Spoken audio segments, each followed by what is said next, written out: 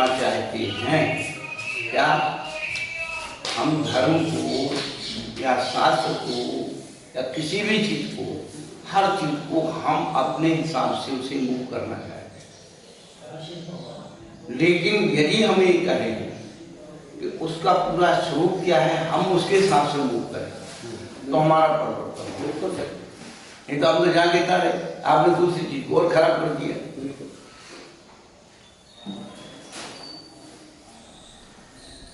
कोई बात आगे क्या स्वरूप भेद और स्वामी भेद वाली बात आगे, जो शास्त्र का स्वरूप है बस उसका स्वामी बनना है। कौरवाणी स्वाध्याय प्रतिष्ठापन क्रिया पूर्वाचार्य नंदन सकल कर्मचारी बहु पूजा वर्णस्तव समेत श्री श्रुत भक्ति कार्य स्वरूप।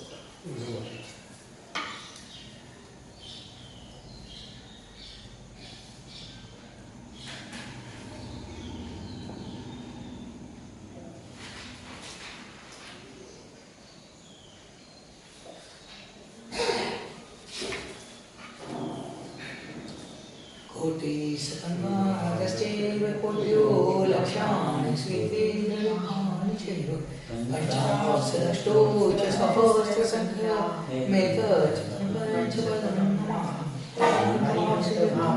गणं दैवीं गद्यं सम्मं स्वर्णामि भक्तियुक्तो सर्वाणोहीं शिरसा इच्छामि भक्ति सुजोत्रिकां सगोको तस्सालोचों गोमपणे पौड़े करीम सत्परमाणि उपभोगे चलियाचे सुत्तत थैत्वितं कायं छलं जेमी बंदावेन मस्मे लोको कोमोइलो शिवैनं समाहिनं जगं संपत्ति होमजं आत्पौराणिक आचार आत्पौराणिक स्वाध्याय प्रतिष्ठापन किया है। पूर्वाचार्य सकल कर्मचारी भाव पूजा वंदनास्तव संतम श्री आचार्य भक्ति कार्य सर्वं करें।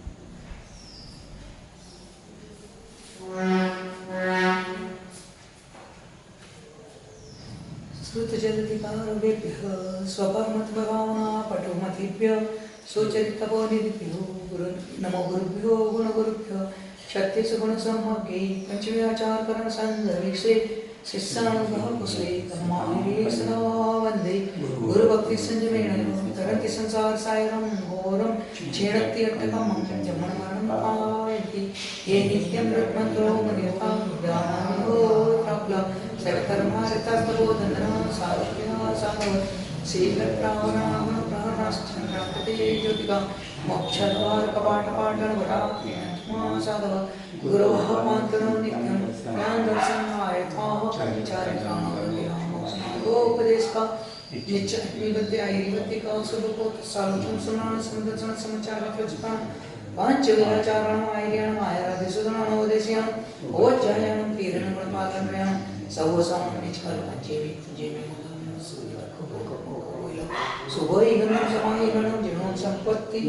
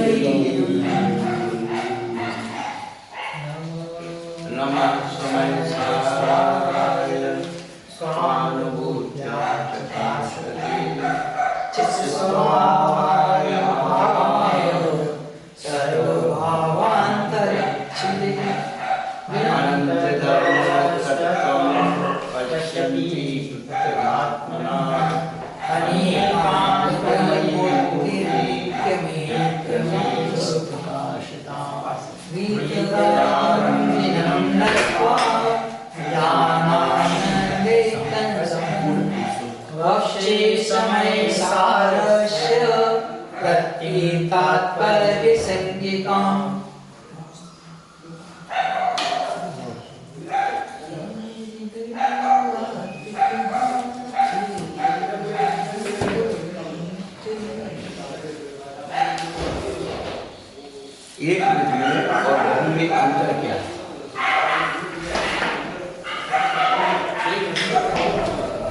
क्या बोले? एक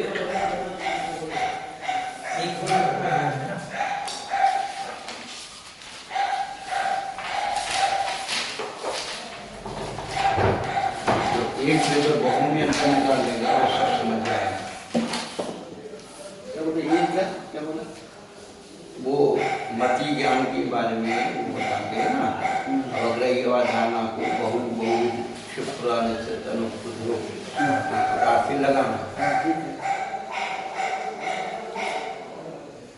एक विध में भी बहुत है और बहु में भी बहुत है।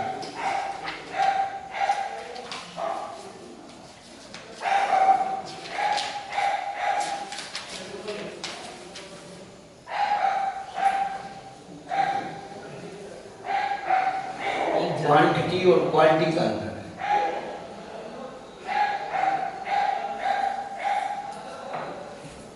एक जाति के बैठा हुआ एक जाति के बैठा हुआ एक विधि। हाँ।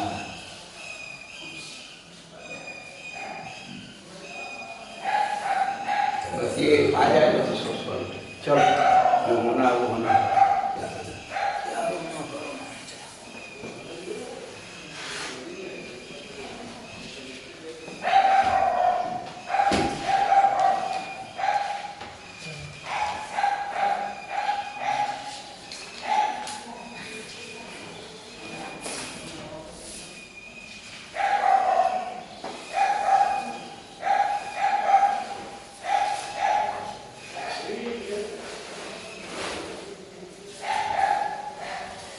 पहला जीव अधिकार है, उसमें हमने बताया जीव अधिकार में सर्वप्रथम ही शुद्ध आत्मा की स्वरूप, स्वामी और उसका उपाय का एकदम सुगम रीति से वर्णन कर दिया है। क्या? शुद्ध आत्मा का स्वरूप और उसका स्वामी, वो हमेशा हम बताते हैं कि स्वरूप है तो स्वामी है।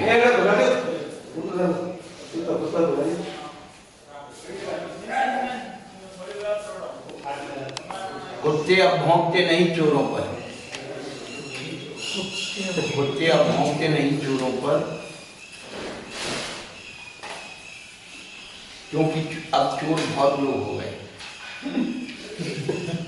कुत्ते भौंकते हैं साहूकारों पर, उनकी संख्या कम है, थोड़े भौंकने में काम चलेगा। कुत्ते अब भौंकते नहीं चोरों पर, क्योंकि अब चोर बहुत लोग हो गए, किन किन पे भौंकेंगे। कुत्ते भौंकते हैं साहूकारों पर, उनकी संख्या कम है, थोड़े भौंकने में काम चल रहा है।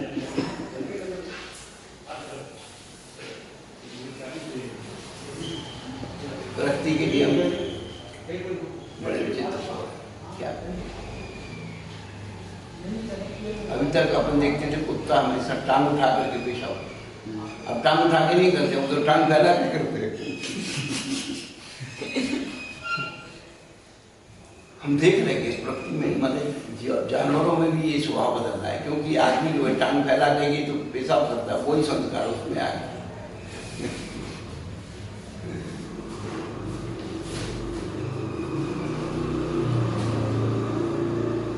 एक दिन हम शुद्धि कर रहे थे और बंदरिया माँ बेटी जो माँ बेटा जो भी उसकी संतान थी छोटी, तो वो उधर कूद रही थी।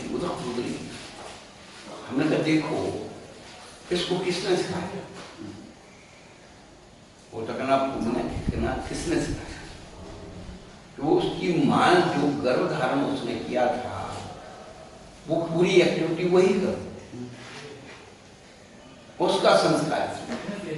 पूर्वजन्म का संस्कार गया, वो आदमी था कि कोई और चीज थी तो उसका संस्कार उसमें नहीं आया। गर्भ का जो संस्कार जो बनता है मानसिकता का, वाचनिकता का, कायिकता का, उसका प्रभाव संस्कार।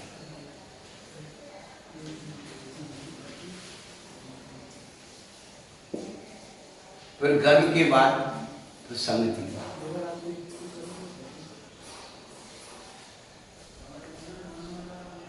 इसीलिए उन्होंने कहा रही उत्तम प्रगति। कह रहे उत्तम का कर्षक पोषण चंदन विष व्यापे नहीं।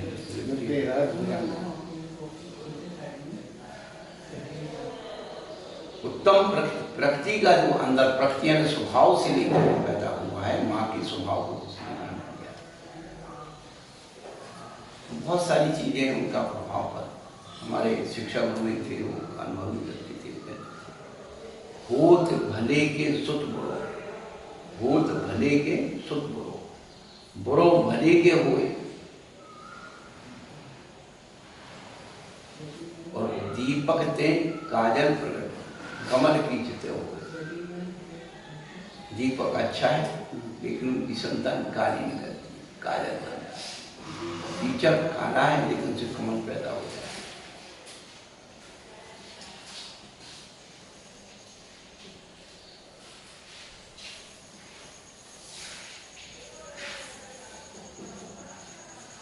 बहुत सारी चीजों का स्वरूप भी तो स्वामी भी थे, हम उसको समझ। और अनवस्था दोष में जाती है, इसलिए अपन और ज्यादा क्या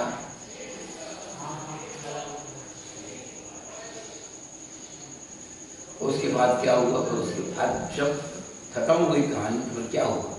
बात खत्म। आप परमाणु में केवल इतना बता सकते हो कि इसमें स्पर्श के, रस के, गंध के, वर्ण के कितने अंश हैं।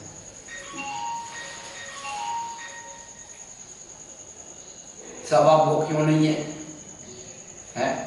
रूखा चिमना और शीत उष्ण, इनकी 4 में से 2। भाई हल्का भारी क्यों नहीं है? हल्का भारी उसमें घटेगा ही नहीं। दोनों में से एक होगा, हल्का भारी दोनों में से एक होगा, घटेगा ही नहीं। फिर वो तो परमाणु का तो शुरू भी बिगड़ जाएगा। जब वो बहुप्रदेश सत्व को ग्रहण करेंगे तब उसमें हल्का भारी होगा। कंपेरिजन करोगे तब ना हल्का भारी होगा।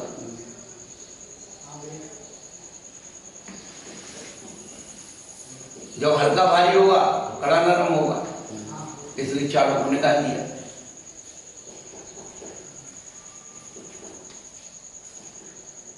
समझ आ रहा?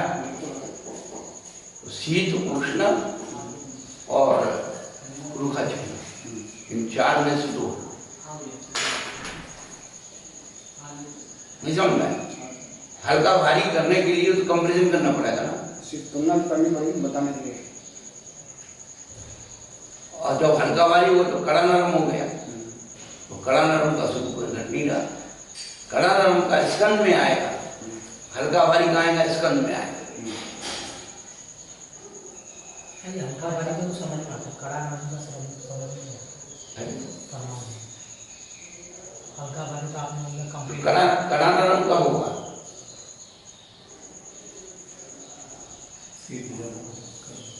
या तो परमाणु कड़ा हो गया, नरम हो गया। हल्का भारी तुम्हारे आप में भूल जाते क्योंकि अकेला है, किसी से कम नहीं। बस तो अकेला है तो उसमें कड़ा और नरम क्या आएगा?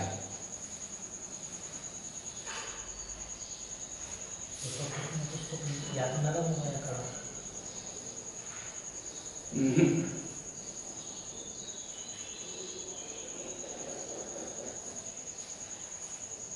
आज आप उसको शीत उष्ण मानते हैं।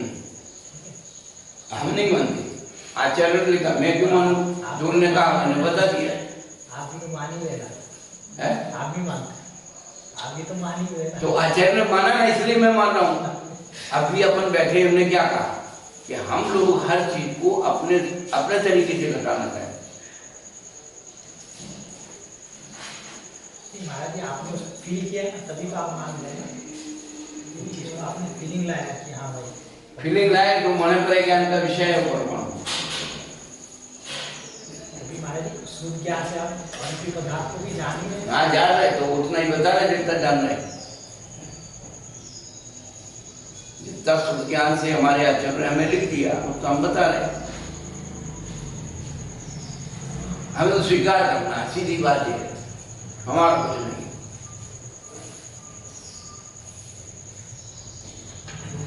रूखा जितना आप घटित कर, मतलब उसकी सरफेस शीत उष्ण और रूखा चिकना, इन चार में से दो है। दो, मतलब परमाणु आपको रूखा दिख रहा है या चिकना दिख रहा है? हमको क्या कहते हैं, मतलब ज्ञान का विषय है। अपन भी मान रहे हैं ना इसको, लेकिन कड़ा नरम मानने वाला है। नहीं मान रहे तो नहीं मान रहे, कड़ा हो जाएगा, भारी हो जाएगा।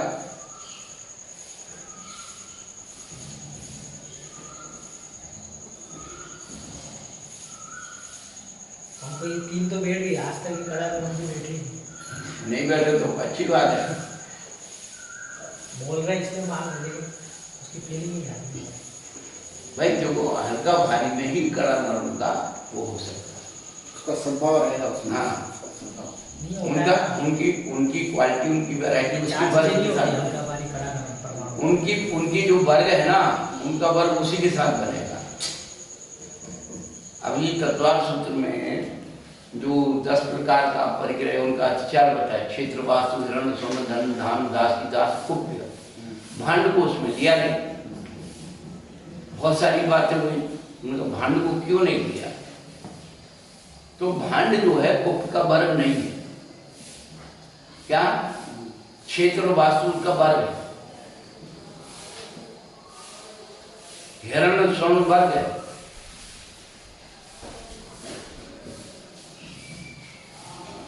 दासीदास वर्ग है,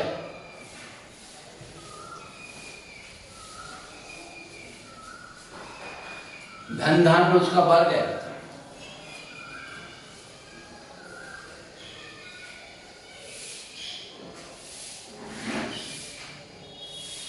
प्राचीन काल में धन किसको कहते थे? गाय भैंस उसको वर्ग कहते, ढल कहते थे, और उसके बगैर खेती होती नहीं, धान और बचता नहीं।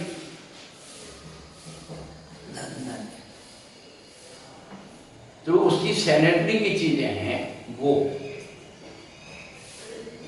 अब कपड़े के साथ बर्तन का क्या मेल है कुछ संबंध है?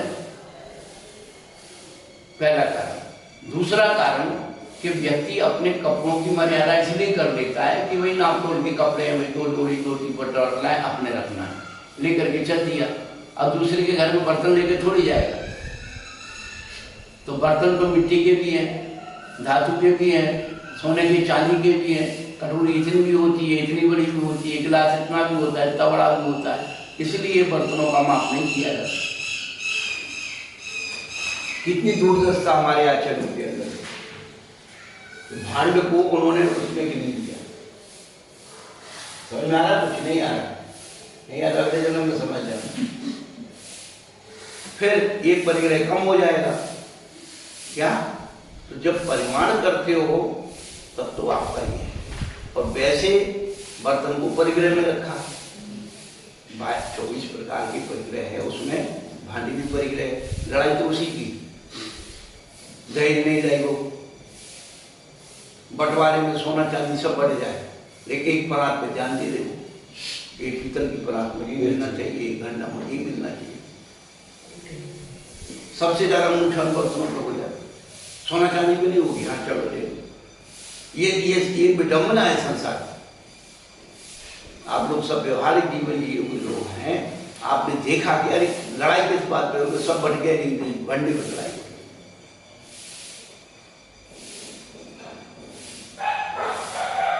ये सूक्ष्म लोग क्या तुच्छ चीज पर सूक्ष्म लोग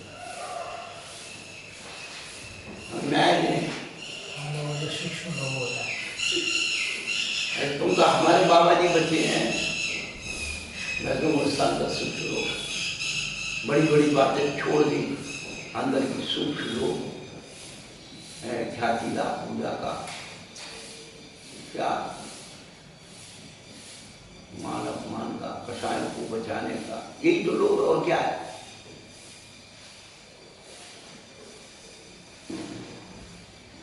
लोभ को बचाने के लिए माया करता है, और माया को बचाने के लिए मान करता है, और मान को बचाने के लिए क्रोध करता है। को चिंतन करना क्या? लोभ को बचाने के लिए माया करता है, छुपाना, कि पता नहीं लग जाए कि मेरे पास ही है। और माया को बचाने के लिए मान करता है। तुम क्या समझ रखते हो? और माया मान की रक्षा के लिए क्रोध और मान को द्वेष में शामिल किया। हाँ, और इन दोनों को राग में शामिल किया।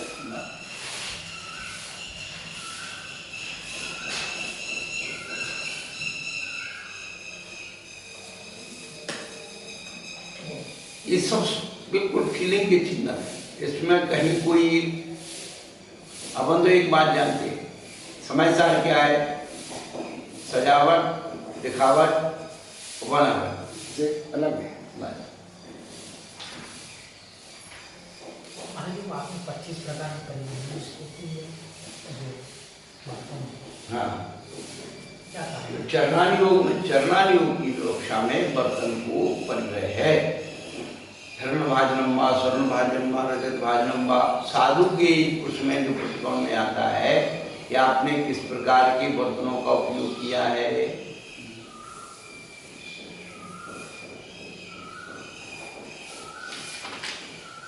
बहुत सूक्ष्मता है। एक सूक्ष्म चिंतन से आज हम वहां किसी के घर आहार करने गए, उसने सोने की थाली में परोस करके आहार करा। अब हमारा परिणमन जो है स्वर्ण थाली में आ गया कि भाई देखो आहार करने, ये हमारा परिग्रह हो। हाँ, विचार आया, मतलब बिल्कुल समझ। एक चांदी के बर्तनों में आज आहार हुआ है। सोने के सिंहासन उस चुपके में बैठा हूँ तो चांदी के बर्तन में हम क्या करें? ये आप भी लोग दे रहे हो। आज आपके बर्तन ये कमंडली में राग है, तो भी आपका परिग्रह देगा। बिल्कुल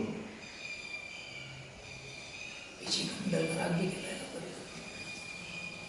उधर फिर जो अरिहंत भगवान इसलिए उपकरण पकुश कहलाते हैं। उपकरण को सजाने लगे, अरे पप्पू याद आई क्या मतलब? जो आप फरमा रहे जैसे खाली सोने चांदी के जो भी है तो वो आपके लिए परिग्रह हो जाएगा।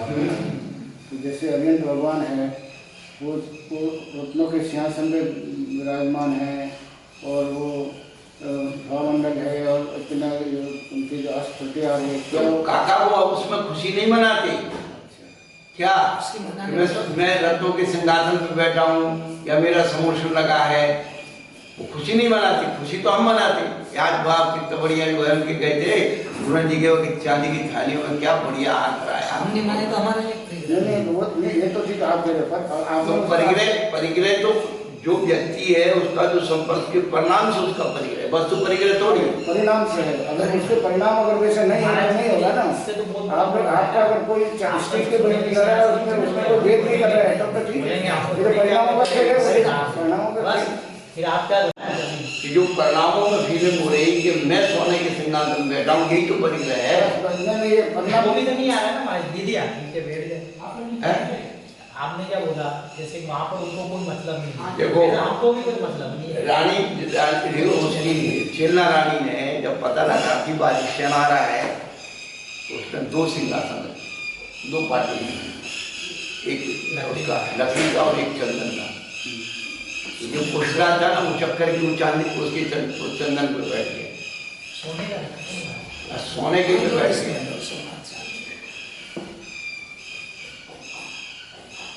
मेरे अपने जीवन की जीवन घटना बताओ, क्या शांति रखा जीवन घटना बताओ। एक जगह सामूहिक पंचकर्म था, वो विशेष महाराज की शांत में हो रहा, हमें भी नहीं होता था, भी चले गए। तो ज्ञान कल्याण के दिन जो वो बीच में बना देते ना समोसा, हुआ कि और भी संघ आए हुए थे, कोई आचार्य उपाध्याय भी। तो हम अपना कुछ काम बैठे बैठे किताब पढ़ेंगे, कुछ लिखेंगे। तो जब उधर का अंदर क्रियाएं हो गई केवल ज्ञान की, अब समोषण में जाना, तो हम तो बैठे रहे, वो समोचक को चलते चले गए, एक दूसरे को कह के चलो तुम चलो, हम सिखा दें। तो हमारे परिणाम थोड़ा बाद में संस हुआ, सब चले गए, गुरु चले दोनों, आचार्य उपाध्याय थे दोनों उनके चले गए। कम से कम हम मुखिया थे संकेत तो कहते कि महाराज जी तुम चलो, ये बात है समझो। और वो ज्यादा दिन माने ज्यादा समय तक नहीं रहा। मैं आपको ज्यादा 5 मिनट तक वो बात, कोई बर्तन गिर जाते ना आवाज आती है, थोड़ी देर में ही निकल पाया। महाराज क्या उस जगह पर बैठने का नाम समोसा है? क्या उस जगह पर बैठने का नाम ही समोसा है क्या? यदि तो समझ भाव से यहाँ बैठा है, इससे बड़ा कोई तेरा समोसा नहीं। मन का विकल्प बिल्कुल प्रशांत, बड़ी शांति आगे पड़ना, जो थोड़ा मैं विश्वास हुआ था वो प्रशांत। अब उसके बाद घटना क्या है? किसी ने कहा हुआ भैया सागर में धुआं है, तो पहले बंद किया दिया हुआ तो हमने कहा हम किया अच्छे से बैठे, हमको दिक्कत हम क्यों जाएंगे उधर बात। फिर एक कर्मचारी भैया दिया वहाँ दिया वहाँ से उनको भैया शांति से ना बैठे, क्या दिक्कत है बैठना दो लोगों। तो जिन महाराज के साधन में वो पंचकरण होगा, उन्होंने स्वयं आवाज लगा कि अपने सागर जी महाराज आप यहाँ, हम लोग अब वो बुला रहे हैं सम्मान से। अब ये अपन कहने बैठ जाए बुलाना दें कि तुमने मुझे पहले क्यों नहीं बुलाया, मेरे को साथ क्यों नहीं लाया, ये तो असंभव।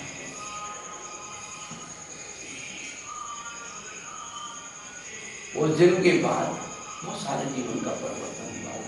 अब कहीं कहीं जाते हैं, ठीक है लोग बाहर की बात अलग है, ऐसा नहीं मैं कह रहा हूँ कि बहुत बड़ा भगवान बन गए। अब छोटे छोटे महाराज आचार्य बन गए, अब सिंहासन में बैठते हैं, हमें नीचे बिठाते हैं, भैया बैठे कुछ क्या फर्क हो, बिठाना तो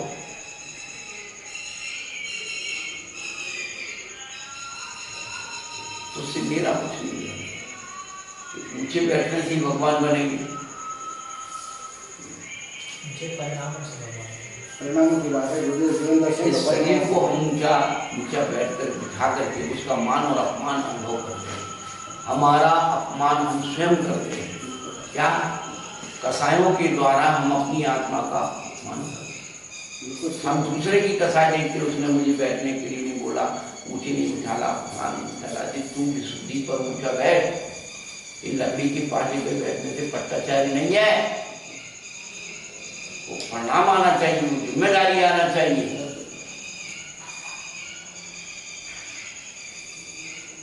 लगे हुए चलो भाई जिनका जैसा है हमें किसी से राखे अच्छा है, उनकी जीवन का हमसे अच्छे जल्दी तीर्थंकर बन जाए, भगवान बन जाए, वो चले जाए, उसी के लिए तो हम लगे रहे। तो आत्मा का उपहास हम स्वयं कर रहे हैं, बस आत्मा का उपहास हम स्वयं कर रहे हैं, आत्मा का जो है अनादर हम स्वयं कर रहे हैं, आत्मा का तिरस्कार अपन स्वयं कर रहे हैं। बस इसीलिए कर्म बंध का कारण होता है। आप आत्मा का जो है हम अपने शरीर के मान अपमान को अनुभव करते हैं, इसलिए दुख उठाते हैं। और यदि ये हम सोचते शरीर तो 3.5 हाथ का है, ये पुद्गल है, इसे कहीं भी रख दो, ये कभी नहीं रोता कि तुमने मुझे जमीन में तोड़ा दिया, शरीर नहीं रोता, ये मन बदमाश। आत्मा के ऊपर अपकार अपन स्वयं कर रहे हैं, आत्मा का उपहास अपन स्वयं कर रहे हैं। इसलिए ये जो है एक जगह और घटना घटी, कुछ बड़े बड़े महाराज थे अपन से उठे, अब उनके नीचे जो रहते हैं वो कुछ ना कुछ चलते हैं, बोले हमेशा अगर किसी के पैर छू के नमस्कार नहीं करता। तो मैं तो अपने हिसाब में बोलता हूँ, किसी के पैर छूने से यदि कल्याण होता है तो मेरे पैर में छू कर मैं अपना कल्याण करूँगा, तुम्हारे क्यों छू? पैर छूने से कल्याण होता है। और रही बात कि आस्था का विषय, जबरदस्ती का विषय नहीं है। हमारी विशुद्धि बोलेंगे पैर छूटे, समोसा में छूटे जाता हूँ, जबरदस्ती का।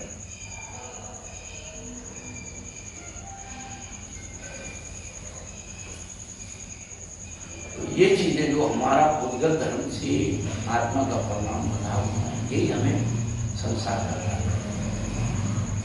एक क्षमा सागर जी से हमारा बहुत बड़ा निकट है। आचार्य जी तो सुना, खूब सुना सब। तो एक दिन हम लोग ऐसे सब बैठे थे। अब देखो श्रद्धालु है, मान लो हम बड़े महाराज हैं, फिर भी धैर्य सागर महाराज के यदि कोई वो आ गए परिचय के लोग, तो उनको ये रहता है भाई हमारे महाराज को एक श्रीफल नहीं चाहिए। अब श्रीफल उनको चढ़ाया और मेरे मन में विकल्प आ गया कि देखो उसने उनको श्रीफल चढ़ाया, ये हमारी मित्र है। उसने साधु समुदाय को चढ़ाया, क्या पहली बात। अब उस जिसके प्रति थोड़ी सी आता है उसको थोड़ा विशेष तरह चढ़ा दिया, तेरा क्या मतलब, तू उस नरियल से क्यों बना, एक चेतना नरियल से क्यों बनी, या मेरे को चढ़ा दिया। अब मैं खुश हूँ, देखो मेरे को चढ़ा दिया, इनको नहीं चढ़ा दिया।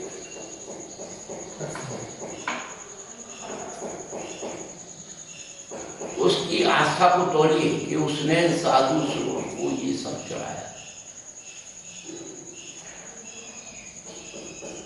ये भी विकल्प नहीं आया।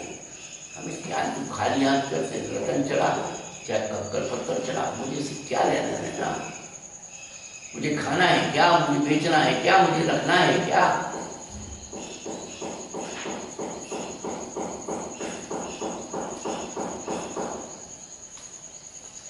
हमारी चेतना तो वही पर पदार्थों से इतनी जुड़ी हुई है, जरा सी हानि वृद्धि में उसका टेम्परेचर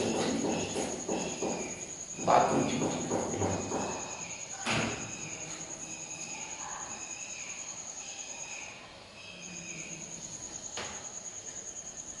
चलेगा इस अनादिकाल से हमारे कुछ संस्कार है, तो थोड़ी मालूम, लेकिन थोड़ी थोड़ी बातें समझ में आ रही कि देखो अपनी चेतना को ऊपर पदार्थ से कैसे मोड़ उसे लाभ।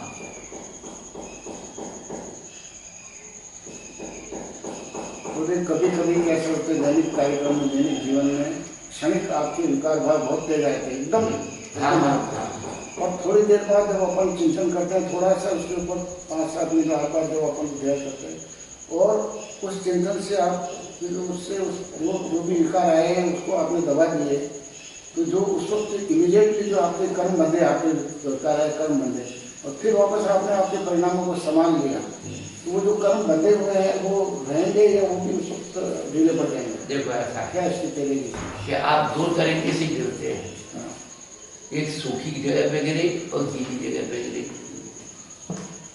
तो सूखी जगह पे गिरे, उठे और ऐसी धड़ा दी रेती गिरी, और गीली जगह पे गिरे तो भैया को तो फिर पानी होना पड़ा। बहुत अच्छा।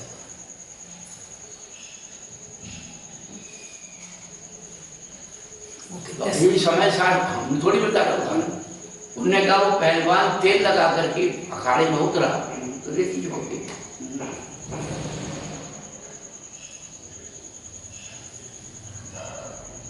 तो जो भी चीज है वो हमारे अभिप्राय पर, यदि हर जगह यही सब चीज रहेगी तो हम कुछ कर ही नहीं सकते, निर्बंध हो ही नहीं सकती। आप क्या विकार से बंद नहीं होता, वासना से बंद होता है। विकार क्या है? पर्याय। विकार क्या है? उदय। उदय से कभी बंद नहीं होता। क्या उदय के साथ जो हम संकल्प विकल्प कर लेते हैं, रागदेश कर लेते, बंद उससे होता है।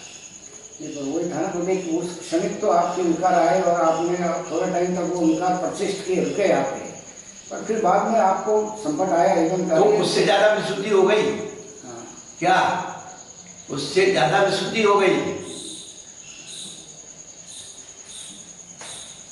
जो आप गिर गए थे, धूली पर भी गिर गए थे, तो उसके पहले भी जो धूली लगी थी ना शरीर पे, वो भी उसके साथ झड़ गई। क्योंकि ये दैनिक जीवन में ये बहुत सी बार आते हैं, अपने विकार आते हैं, संसार ही है, सब कुछ आता है। तो विकार को भोगने का जो भाव है वो वासना है। हाँ।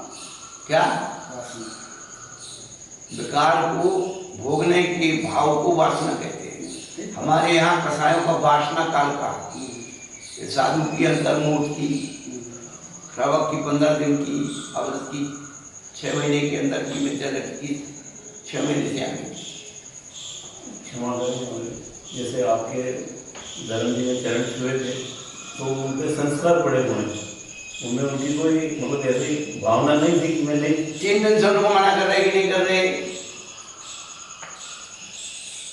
लेकिन जो संस्कार है उसको मिटाना तो बहुत मुश्किल है ना। तो ऐसे संस्कार से अभी क्या मतलब, इससे हमारा नुकसान हो? मना भी परिस्थिति वश कर रहे हैं। नहीं, वो भावुकता में क्या हो रहा है उसको बिल्कुल मैं ऐसी भावुकता को कोने पे रखता हूँ। गलती माफ की जाती है, लापरवाही माफ नहीं की जाती है। आदत पड़ जाती है ना, वो माफ नहीं की जाती। आपने एक बार गलती की, आपको माफ दे दी, 2 बार गलती की, माफी दे दी, तो तीसरी बार की वो आदत हो गई आपकी। तो उसके संस्कार ही वैसे संस्कार बदलना पड़ेंगे कि नहीं? ऐसा थोड़ी। जन्म जन्म के उसके संस्कार ही चरण छूने के ही रहे ना। अब कोरोना के संस्कार बांध रहे हो कि नहीं आप रुमाल? जन्म के संस्कार फिर भी रुमाल क्यों बांध रहे हो? मत बंद कर दो बांध। बोल दो संस्कार है जी कि मैं ले नहीं सकता हूँ इसके बिना। इनका कोई मन नहीं।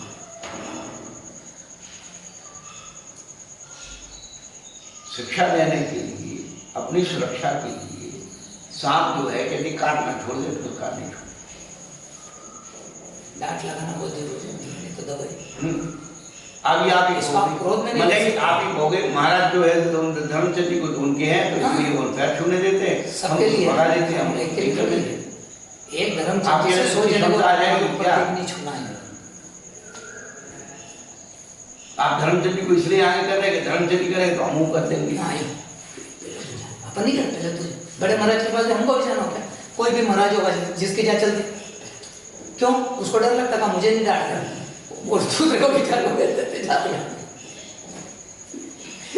और बड़े को आगे कर देंगे देखो नहीं और भक्तों जो को डांट खाने की जिसकी आदत है ना ये ये व्यवस्था सोचेगा। ये व्यवस्था है क्या? बाकी ये तो इतने दिन छूते ही थे, लगाते थे, कभी मना थोड़ी बोला कि अब अभी स्वाध्याय कर रहे हैं, आप कोई अब जबरदस्ती घुसता चला है तो ये बोलना कोई ही पड़ेगा। तरीका है, विवेक तो होना चाहिए, प्रसंग देखना चाहिए, अवस्था देखना चाहिए।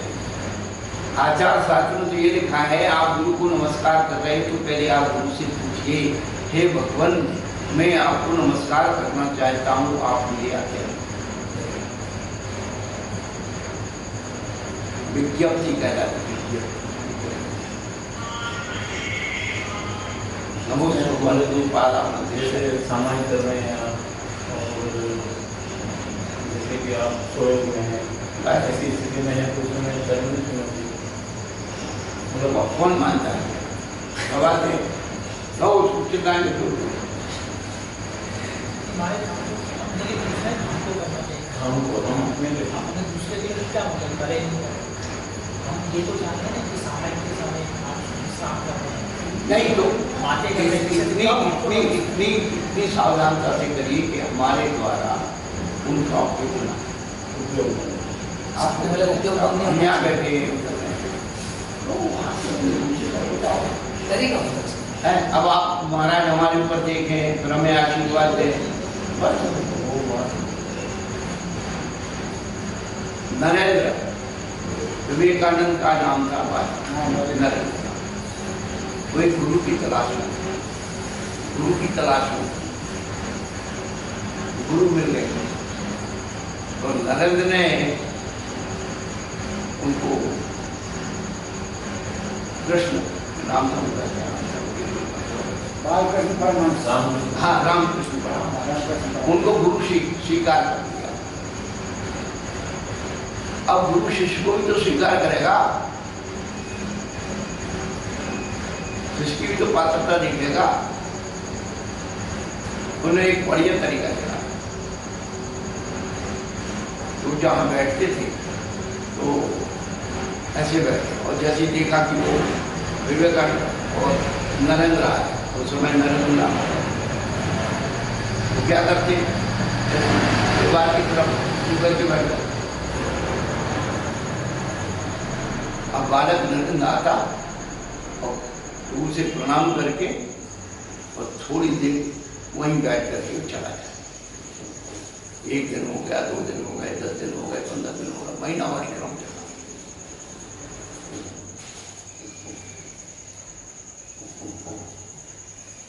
एक दिन जो है महीने भर बाद वो जैसे बैठे थे वैसे ही बैठे हैं। नरेंद्र आया, उसने प्रणाम किया और वहीं बैठे उसी भाव में। नरेंद्र ने कोई प्रतिक्रिया नहीं। रामकृष्ण परमहंस ने एक प्रश्न पूछा कि बेटा इतने दिनों से तुम रोज आते हो,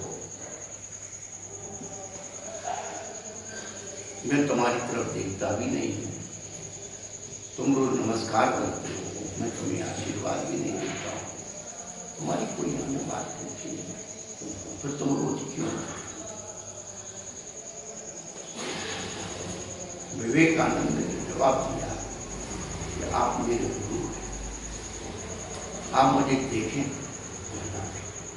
आशीर्वाद दें, मेरा कर्तव्य क्या है? अपने शिष्य, मेरा कर्तव्य है उनकी विनय करना। तब उसका नाम नरेंद्र से विवेकानंद रखा। और उस घटना से उन्होंने, गुरु ने क्या आशीर्वाद दिया कि बेटा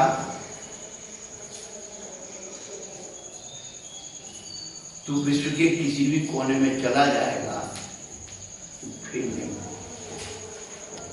संसार में अपनों की उपेक्षा स्वयं सबसे ज्यादा कठिन। क्या? अपनों की उपेक्षा करना सबसे ज्यादा कठिन। आप रोज आते हो, नमस्कार करते हो, आशीर्वाद। एक दिन आपने ध्यान नहीं दिया, दूसरे दिन किसी ने गाया कि राम जी रोज आते हो, हमारा देख भी नहीं रहे, आशीर्वाद भी नहीं रहे। तीसरे दिन तुम्हारे मन में तुम देखो कि यार उसने तुम्हारा ने आशीर्वाद दिया कि नहीं दिया। अब जब तुम नमस्कार कर रहे थे तो तुम्हारा सिर तो नीचे था, माथा नीचे था। अब लोग नमस्कार भी करते हो, ऐसे देखते हैं तुम्हारा कोई आशीर्वाद दे और दे दिया जो ये। अरे आप अपना कर्तव्य करो। गुरु ने दृष्टि कर दी, वही दे आशीर्वाद हो गया, हाथ उठा दिया, आशीर्वाद हो गया। नहीं भी किया तो तुमने अपना काम कर लिया ना, तुमने अपना अर्पण कर दिया।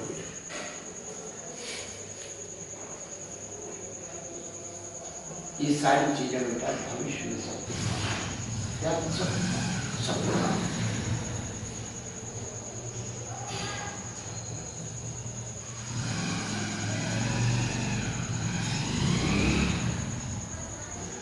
नमस्कार की बदली यदि आशीर्वाद है तो ये व्यापार है।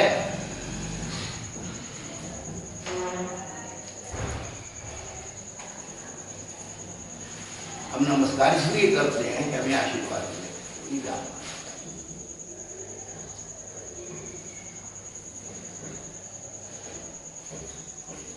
हमारा कर्तव्य, हमारा दायित्व, हमारी भूमिका, हमारा जो है वो बनता है, वो हम करते हैं।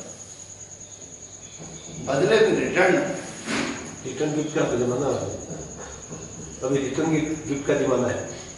बच्चे भी सही बात है, बच्चे भी किसी को बर्थडे पे गिफ्ट देते हैं तो रिटर्न गिफ्ट की चार्ज आता है। नहीं, वो सब बात है, जैसे अपने को वास्तविकता के ऊपर ठीक है, प्रचलन क्या हुआ क्या नहीं है बात अलग हो गई। और जो हमारे लोग से जो वास्तविकता की है वो अगली सम्मत बात, वास्तविकता को अपने को आत्मसात करने वाली बात सिद्धांत। हमारी चेतना पर से कितना जुड़ रही है और क्यों जुड़ रही है, ये सबसे बड़ी बात है।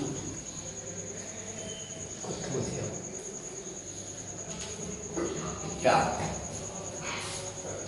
हम किसी को जानेंगे किसी चीज के बारे में तो भाव भी उसी हिसाब से होंगे, अब जानेंगे नहीं तो भाव कहाँ से होंगे। आपने ये बात बताई तो उसी अकॉर्डिंगली हमारी फीलिंग्स, भाव भी हर एक की हर उसी तरह से आएगी। बात ये है कि जो बात है सही जो है उसके हिसाब से उसको जानना और जान के हिसाब जान करके तू भीतर जा, तू भीतर जा, तू भीतर जा, तू भीतर जा, तू भीतर जा, तू भीतर जा, तू भीतर जा।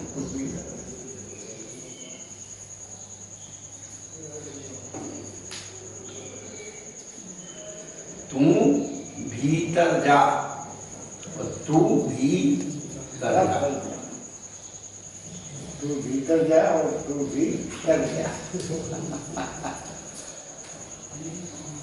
तो समय सार भीतर जाने का, भीतर आने का, फार्मूला है। क्या? दवाई का फार्मूला लिख लिया और खाया नहीं, बनाया नहीं, खाया नहीं, तो स्वस्थ हो।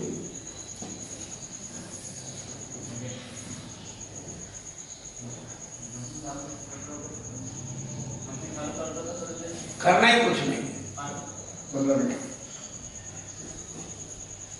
अपने घर लौट के आ जाओ। हमने देख लिया जब सारा, अपना घर है सबसे प्यारा।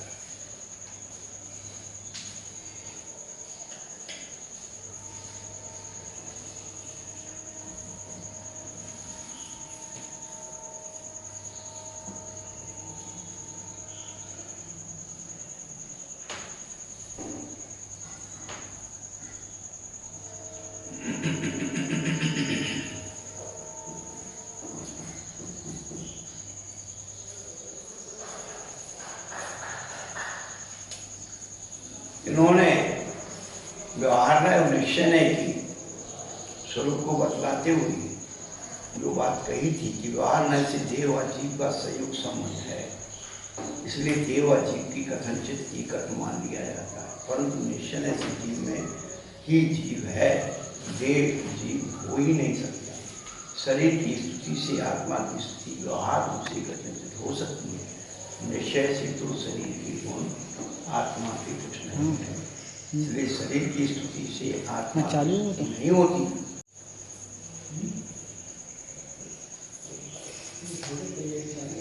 शरीर की शुद्धि से आत्मा की शुद्धि नहीं होगी, आत्मा की शुद्धि से ही आत्मा की शुद्धि है।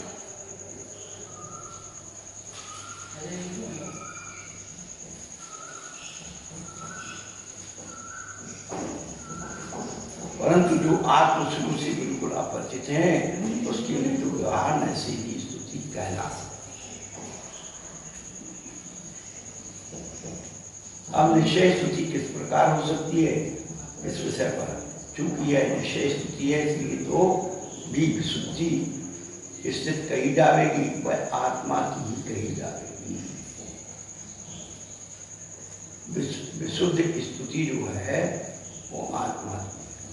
आचार्य पूज्य श्री कुंद प्रभु के द्वारा कही हुई निश्चय स्तुति का भाव अमृतचंद सूरी व्यक्त कर कल अपने ही पढ़ा कि जिन्होंने असंग अखंड चैतन्य स्वभाव के अवलंबन से ये पदार्थों से, भाविंद्रियों से, वाद्यों से पृथक अपनी प्रतीति करके इंद्रियों को जीतकर ज्ञान स्वभावमय अपने को माना है, वे जितेंद्रिय जिन कहलाते हैं। अब जिन संज्ञा अध्यात्म दृष्टि से जिन संज्ञा चौथे स्थान से शुरू,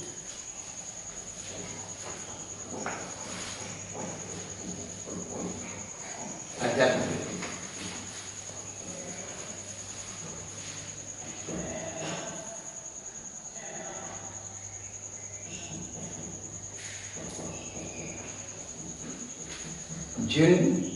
जिनवर, जिनों में जो श्रेष्ठ हैं ऐसे गणधरा, और जिनवर वृषभ, उन जिनवरों में भी वृषभ है प्रधान है, ऐसे तीर्थंकर। जिनों में श्रेष्ठ हैं वो गंधर्व, हाँ,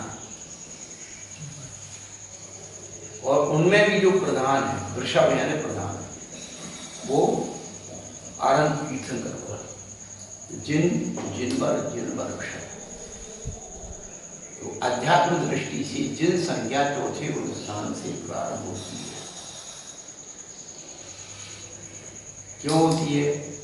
उन्होंने जितेंद्रिय प्रभु के स्वरूप का श्रद्धान कर लिया। क्या? जितेंद्रिय प्रभु के स्वरूप का श्रद्धान कर लिया, इसलिए उनकी जिन संज्ञा।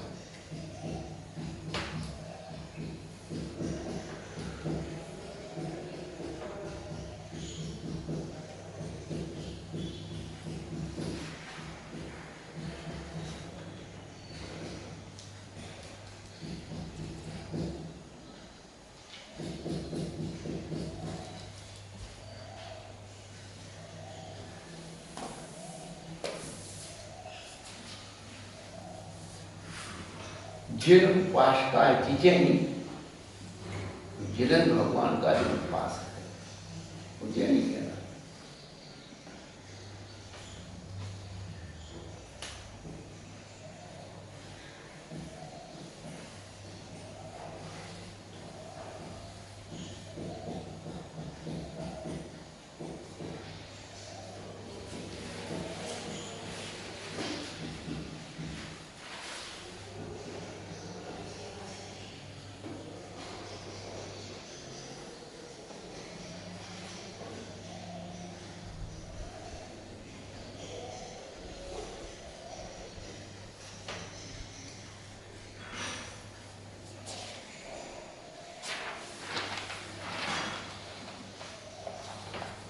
जो द्रव्य मोह और भाव मोह से अलग अपनी आत्मा को लौटा लेने की द्वारा मोह को जीतकर परमार्थ सद्रूप ज्ञान स्वभाव में अपनी आत्मा को अनुभवते वे जित मोह कहलाते।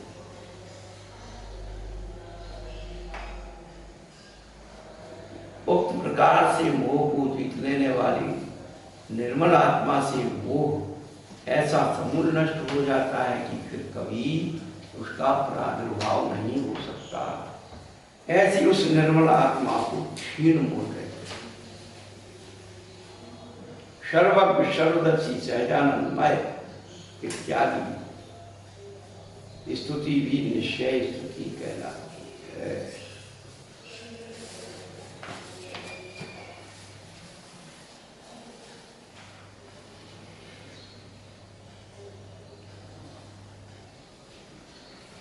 इंद्रियों का विजय आत्मज्ञान ही है। वस्तुतः त्याग ज्ञान स्वरूप ही है, क्योंकि पर को पर जानकर ही त्याग किया जाता है। और पर तो यही है, मान्यता में एक कर रखा था, तो सच्चा ज्ञान करना ही उसका त्याग है। देखिए आपको एक बात, इंद्रभूति जो वो अपना वेद वेदांगों का ज्ञाता था, 500 शिष्यों का, जब वो समोषण में आया, मानसम को देखकर मान गए। ये बताइए, उसे सम्मत दर्शन हो गया, उसका जो ज्ञान था वो कहाँ गया? वेद वेदांगों का ज्ञान परिणाम हो गया, बोले अपने अपने जीवन अपने आगम इसमें परिणाम परिणित हो गया उसका सारा ज्ञान नहीं। जो अपने अज्ञान को ज्ञान मान रहा था, उसे ये श्रद्धान हो गया, ये ज्ञान नहीं था, ये मिथ्या ज्ञान। वो ज्ञान का मिथ्या ज्ञान वो जाएगा कहीं नहीं। क्या उसका श्रद्धान परमान हुआ है, जो मैंने ज्ञान मान रखा था। जैसे कोई व्यक्ति अपने उसको नहीं मालूम थी, वो तो नकली ज्ञानों को परंपरा से रखे थे, असली मान रहा। जब वो शराबे की दुकान पर गया, उसका लक्षण उसको बताया, तो विचार करने लगा ये सब नकली, अब तक मैं असली का तो गए कहीं नहीं, गहने कहीं चले गए। उसे असली और नकली का, सच्चे और खोटे का भेद समझ।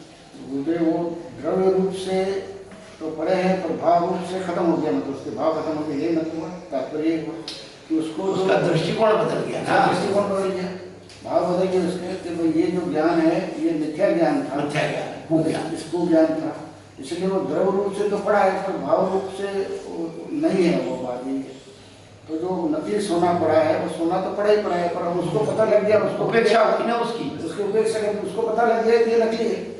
जब उसने शराब से उसको टच करवा लिया और शराब ने बता दिया कि तो नकली है, तो उसके साथ में उसकी आसक्ति खत्म हो गई, तो उसका दृष्टिकोण बदल गया। दृष्टिकोण बदल गया, वही दृष्टिकोण बदल गया। हम इसे दृष्टांत देते हैं कि वही पत्थर पड़ा हुआ आपके घर में बहुत दिन से, आप उसको पैर से सटका रहे हैं, टीका लगा रहे हैं, कोई चीज बांट रहे, ठोक रहे, सब लेकिन किसी जोहरी ने कह दिया ये रत्न है। तुरंत उस पत्थर के प्रति आपका बहुमान पैदा हुआ। आपने बड़ी आदत से उठाया, अंदर रखा, ताला लगाया, तो चीज तो पहले भी वही थी, आज भी वही। अंतर क्या आया आपके इस ज्ञान में?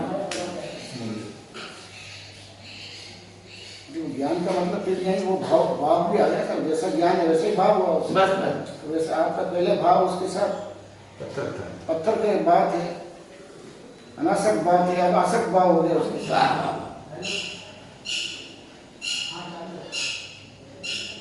और नकली को असली मान लिया, और कोई असली को नकली मानता है, कोई असली को नकली मानता है, तो असली को कोई खतरा नहीं है और सुरक्षा है। ठीक बात है। कोई ज्यादा नहीं था। क्या? और नकली को असली मान करके इतरा रहा है तो गर्दन कटेगी।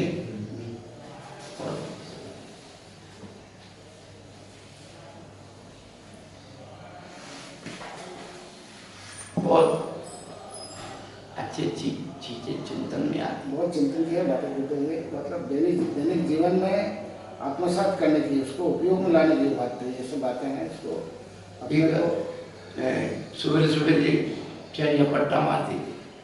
एक अम्मा जी जो है सुबह मंदिर जा रही थी, चैन खींच के भागने लगा। अम्मा के दिन ले जा कड़ी खाए, वो तो नकली। उसने सुन लिया, वही फेंक के। और नकली पे चिल्लाती, कभी मैं टूट गई न बनाना, तो 2-4 मार को चुप मार के चला। तो अपने आप को असली बनाने का प्रयास क्यों करते? दूसरों को दिखाने के लिए कि हम असली हैं।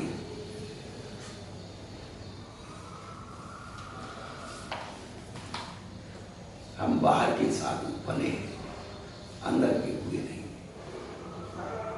बना बाहर से जाता हुआ अंदर से जाता। भूधातु सत्ता होने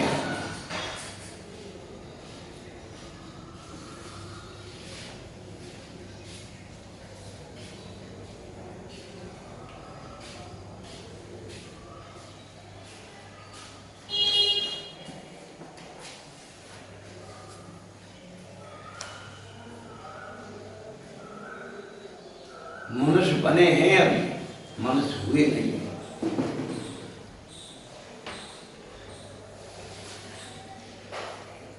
जिस दिन हो जाएंगे उस दिन खो जाएंगे।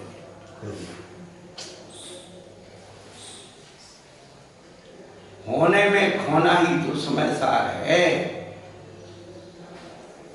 होने में खोना ही समय सार। जिस दिन हो जाएंगे उस दिन खो जाएंगे।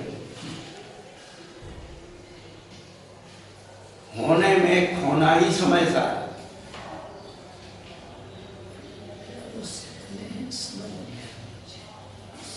देखिए धातुओं का जो वर्गीकरण है, भू धातु सत्तायाम अस्तित्व, भू धातु से होने अज्ञान सत्ता।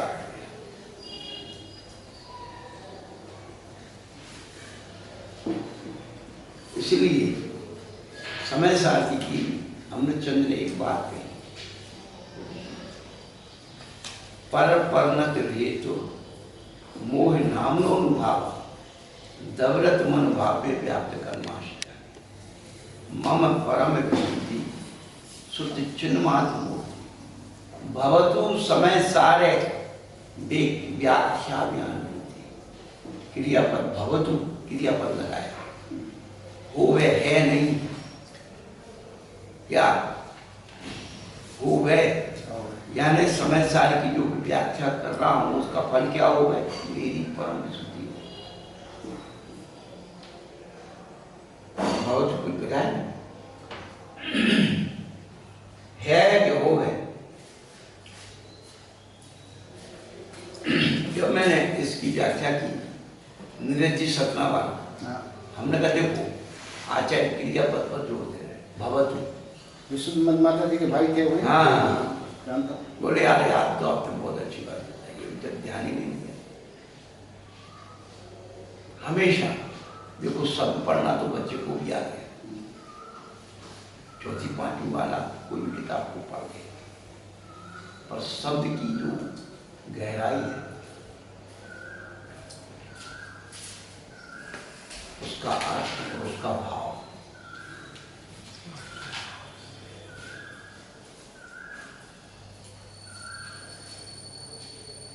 पंडित शब्द पर जीता है, विद्वान अर्थ पर जीता है और ज्ञानी भाव पर जीता है। पंडित शब्द सब पर पंडितों के पास शब्द होते हैं। पंडित सब पर जीता है। हाँ, विद्वान अर्थ पर जीता है। विद्वान क्या करेगा? शब्द का अर्थ बता देगा, एक शब्द के 10 अर्थ बता देगा। और ज्ञानी जो होगा वो शब्द का भाव है,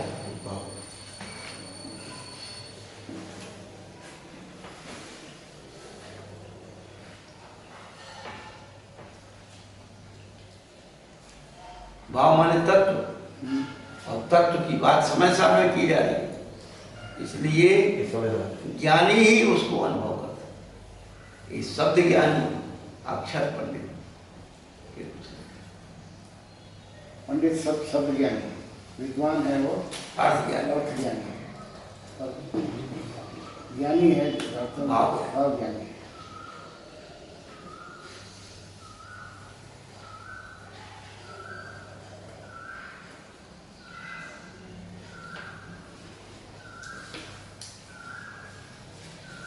तो समय साल में समझना क्या है कि जो इंद्रियों का विजय आत्मज्ञान ही है, वस्तुतः त्याग ज्ञान स्वरूप ही है, क्योंकि पर को ऊपर जानकर त्याग किया जाता है और पर तो भिन्न ही है, मान्यता में एक कर रखा था, तो सच्चा ज्ञान करना ही उसका त्याग।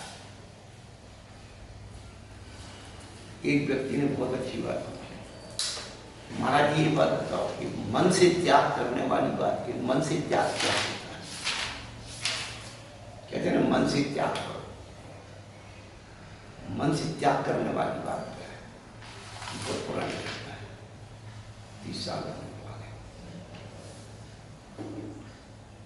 मन से त्याग करने का मतलब क्या?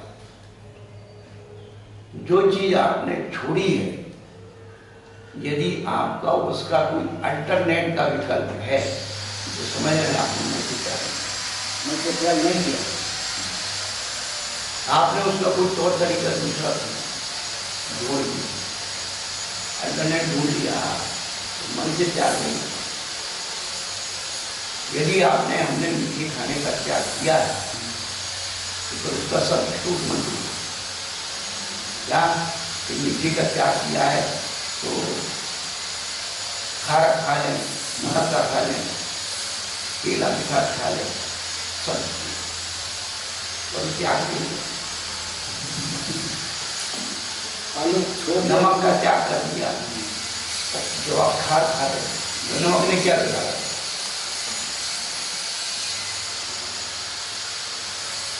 वो तो और महंगा सौदा पड़ा। तो आलू छोड़ दिया, कच्चे केले खाए बस वो भी तो सब टूट गया ना, इसलिए हम आलू केला नहीं खाते। तो वो कच्चे केले की चिप्स बनाएंगे, उसके समोसे बना देंगे, कचौड़ी बना देंगे, पराठे बना देंगे, और क्या ही हमारा हाथ तो निकल तो ही जाता है। आपको एक कॉमन मिलेगा, भक्ति मत दृष्टि बदलो।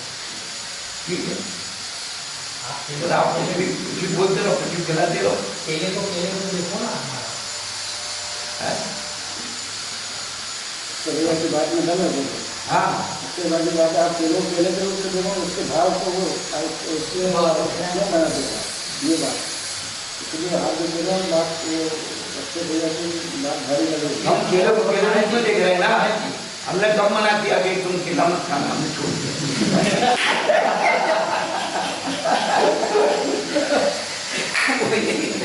क्या क्या केला खाया? मैंने आपको मना किया। केले को केले रूप में देख रहे यही मैं कहते हैं ना कि आप केले खाया करो, बात तो सही। हमें बहुत अच्छा लगता था केला, इसलिए हम उसको क्या करते हैं। सर वो हाँ जी, वो विशेष चीज। वो विशेष है मुझे वो ये आप बराबर बोले। वो इसका ठीक है?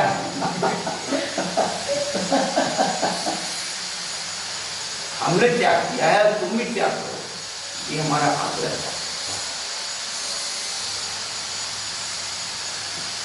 हमारे प्रकृति के अनुकूल नहीं, शरीर के अनुकूल नहीं, बहुत सारी चीजें इसलिए त्याग करके वो त्याग नहीं है, अच्छा लगता है उसके बाद अरे मन को भाए उसको त्याग करो। नहीं भाई इसको तो छोड़ो, वो ये क्या है?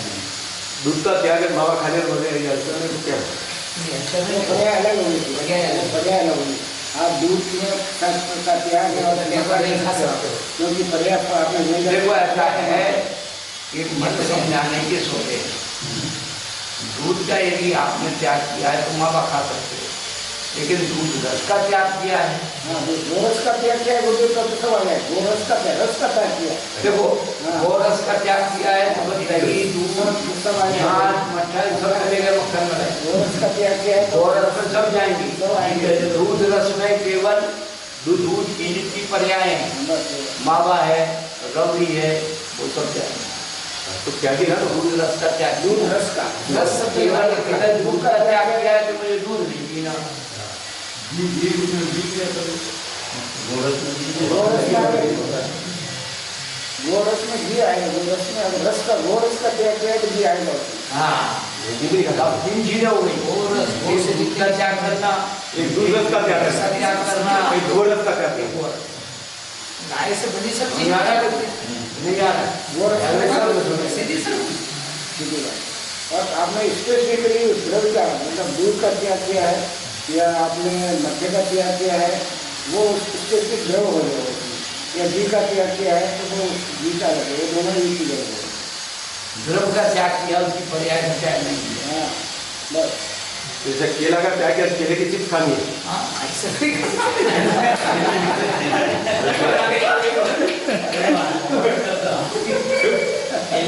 केले का त्याग किया और केले की चिप्स खानी है।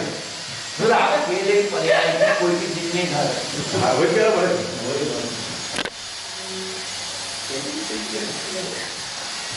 जब आपने त्याग किया था, केले फल का त्याग किया, फल में केले का फल का त्याग, तो केले फल की जितनी पर्याय वो सब त्याग हो। करके केले का त्याग किया। वो करके त्याग हुआ है। अरे वो बात हो गई, आप आलू का त्याग है और आलू की चिप्स खा रहे हो आप। केले का त्याग किया है, कच्चे का चिप्स। आलू का त्याग है, आलू की चिप्स खा रहे हो। हमारे यही हुआ है।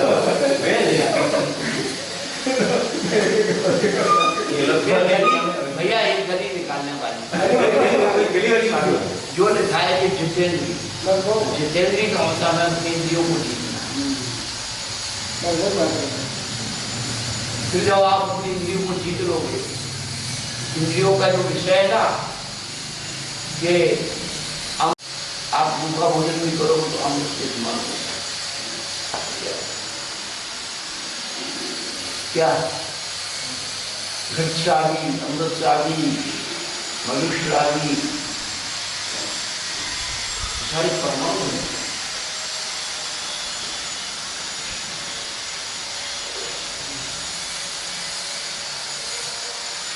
आचार प्राणी पर है, अत पर उनका पूजा किया हुआ है, भाव पूजा